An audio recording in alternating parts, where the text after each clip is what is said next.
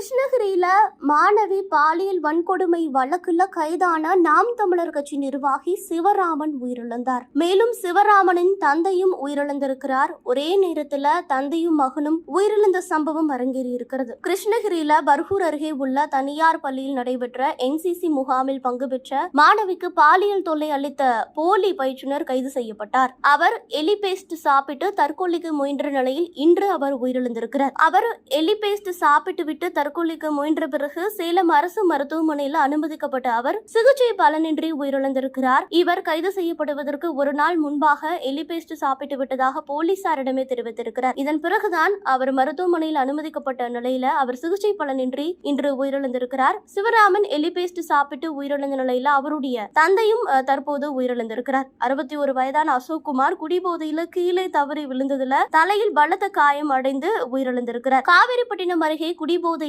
நடந்து சென்ற அவர் நிலை தடுமாறி கீழே விழுந்ததுல தலையில் பலத்த காயம் அடைந்திருக்கிறார். இதன் பிறகு மருத்துவமனையில் அனுமதிக்கப்பட்ட அவர் சிகிச்சை பலனின்றி உயிரிழந்திருக்கிறார். ஒரே நேரத்துல தந்தையும் மகனும் உயிரிழந்த சம்பவம் அந்த பகுதியில் அரங்கேறி இருக்கிறது. மேலும் இந்த வழக்கை பற்றி பார்க்கிறப்போ கிருஷ்ணகிரி மாவட்டம் பர்கூர் அருகே கந்திக்குப்பம் கிராமத்துல செயல்படும் தனியார் பள்ளியில கடந்த 5ஆம் தேதி முதல் 9ஆம் தேதி வரை ஒரு என்சிசி முகாம் நடைபெற்றிருக்கிறது. அதுல அந்த பள்ளியைச் சேர்ந்த 17 மாணவிகள் கலந்து கொண்டிருக்கிறார்கள். இந்த முகாமில் பங்கேற்ற 8ஆம் வகுப்பு படித்து வரும் 13 வயது மாணவியை என்சிசி பயிற்சியாளராக, அதாவது அவர் போல் என்சிசி பயிற்சியாளர் என்று சொல்லப்படுகிறது, நாம் தமிழர் கட்சி நிர்வாகி சிவராமன் பாலியல் வன்கொடுமை செய்திருக்கிறார். இது மட்டும் கிடையாது, மேலும் 13 மாணவிகள் பாலியல் தொந்தரவுக்கு உள்ளாகி இருக்கிறார்கள். சிறுமியை பாலியல் வன்கொடுமை செய்த சிவராமன் போக்சோ சட்டத்தின் கீழ் கைது செய்யப்பட்டிருக்கிறார். மேலும் இந்த குற்றம் தெரிந்தும் அதை மறைக்க முயற்சி செய்த பள்ளியின் முதல்வர், தாளாளர் உட்பட 11 பேர் போக்சோ சட்டத்தின் கீழ் போலீசார் கைது செய்திருக்கிறார்கள். சிவராமன் போலியாக ஆவணங்களை தயார் செய்து ஏமாற்றியதுமே தெரிய வந்திருக்கிறது. இது மட்டும் கிடையாது, சிவராமன் தன்னை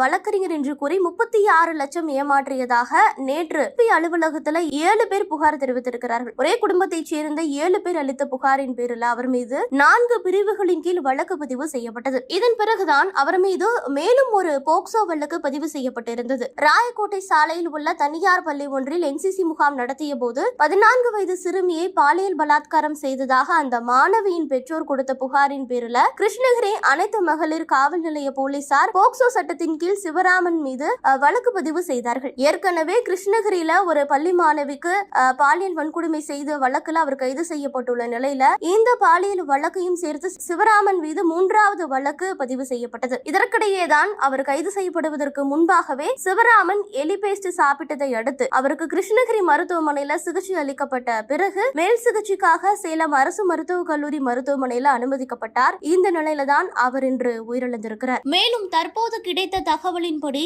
சிவராமன் காவல்துறையினரின் விசாரணைக்கு பயந்துதான் தற்கொலைக்கு முயன்றிருப்பதாக ஒரு அண்மை தகவல் வெளியாகி இருக்கிறது.